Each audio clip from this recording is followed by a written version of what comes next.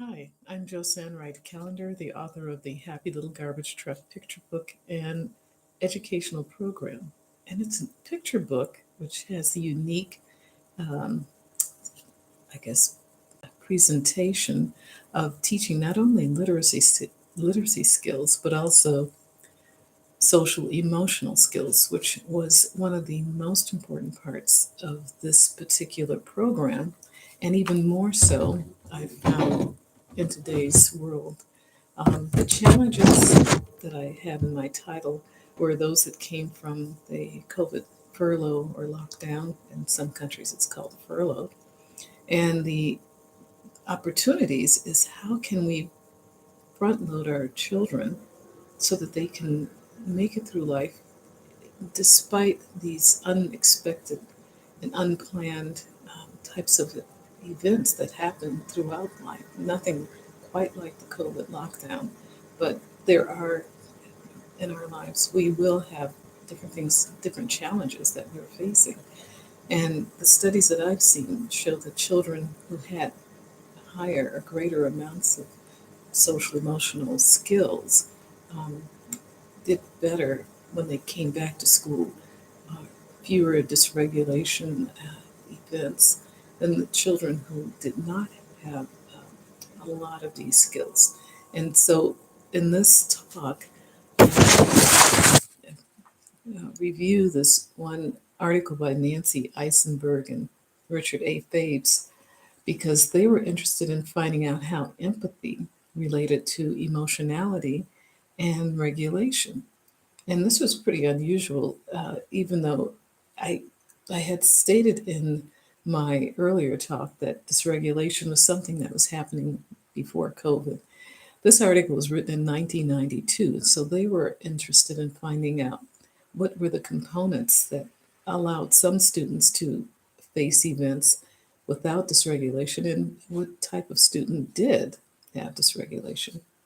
So, this very thorough article, and that's why it took me a lot of um, weeks to really review this, and I'm still reviewing it. It said that it took an expanded look at this empathy through the eyes of the ability to have sympathy for others. Students that were able to have sympathy or empathy towards another feel sad for their friends that were not feeling well, that was showing sympathy. And they would actually, come alongside and try to encourage their friends.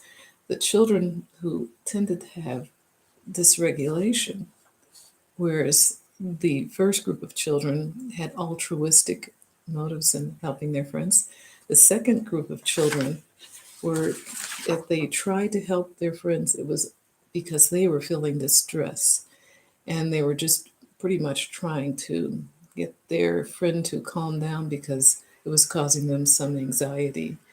So that those were the two different ways that these children approached a distressful situation.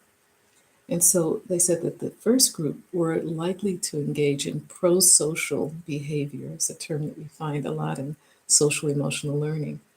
Um, and empathy, they saw as a powerful, positive emotional response that stemmed from a state, from the apprehension or the comprehension of another's emotional state or condition.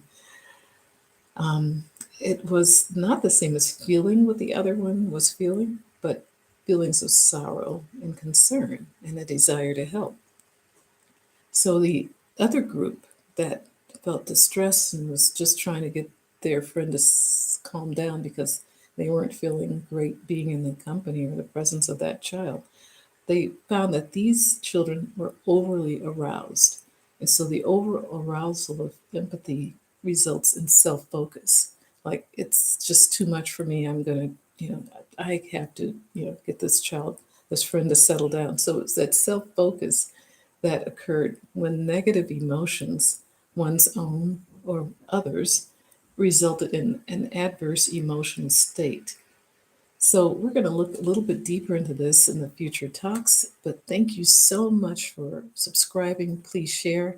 And then we're looking at how this research actually evolved into what we're talking about with social emotional learning. Thank you so much. Please subscribe, please share, and we'll see you later. Bye-bye.